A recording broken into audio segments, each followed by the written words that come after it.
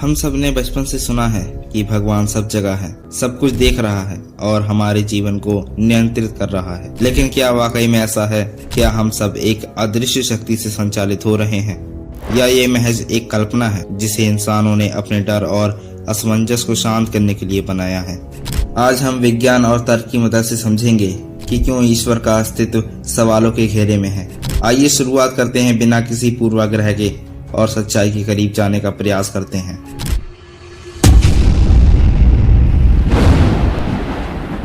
अगर हम इतिहास पर नजर डालें तो पाएंगे कि इंसानों ने हमेशा उन चीजों को समझने की कोशिश की है जो उसे दिखती नहीं।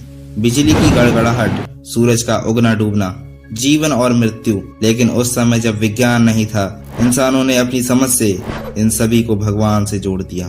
पहला तर्क ये है कि ईश्वर इंसान की कल्पना का परिणाम है।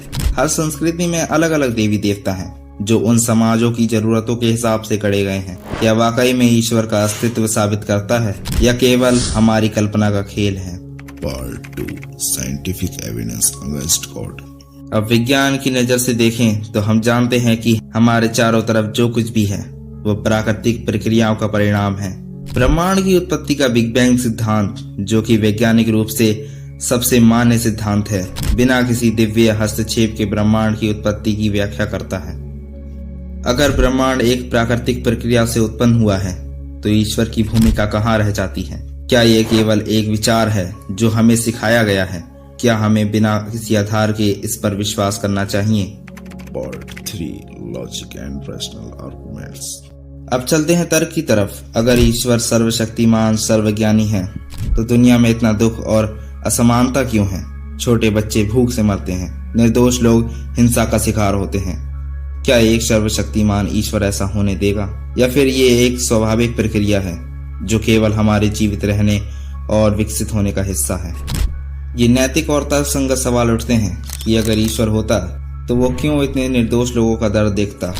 शायद ये दुख हमारे अपने कर्मों का परिणाम है जो प्रकृति के नियम अनुसार हमें भुगतने पड़ते हैं।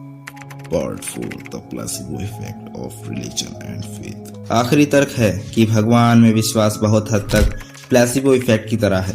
जब इंसान जीवन की मुश्किलों में घिरा होता है तो उसे सहारे की जरूरत होती है। वैज्ञानिक दृष्टिकोण से देखें, ये विश्वास हमें मानसिक सहारा देता है।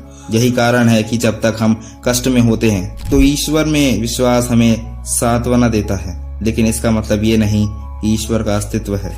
मानसिक सहारा और वास्तविकता में अंतर करना जरूरी है।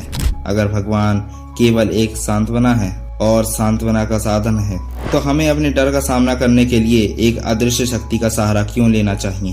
Part 5 conclusion. तो आज हमने देखा विज्ञान, तर्क और तात्विक दृष्टिकोण से भगवान का अस्तित्व एक जटिल प्रश्न है। हो सकता है कि भगवान का विचार हमें सांत्वना देता हो, लेकिन इसका मतलब ये नहीं कि वह सच में मौजूद है। अगर हम विज्ञान और तर्क का सहारा लें तो हमें महसूस होगा कि जो कुछ भी हमारे चारों ओर है उसे समझने के लिए हमें किसी अदृश्य शक्ति की जरूरत नहीं है। असल में हमारे खुद के प्रयास, सोच और विज्ञान की चीजें हैं जो हमें जीवन में सच्ची प्रगति की ओर ले जाती हैं। आशा करता हूं कि आपने इस विषय पर एक नया दृष्टिकोण पाया होगा। यदि हाँ, तो इस वीडियो को लाइक और शेयर करें ताकि और भी लोग इस तर्कशीलता का हिस्सा बन सकें। मिलते हैं अगले वीडियो में जहां हम कुछ और रहस्यमयी तथ्यों की तफलीश करेंगे। लेकिन तब तक हमेशा सवाल करें और सोचें।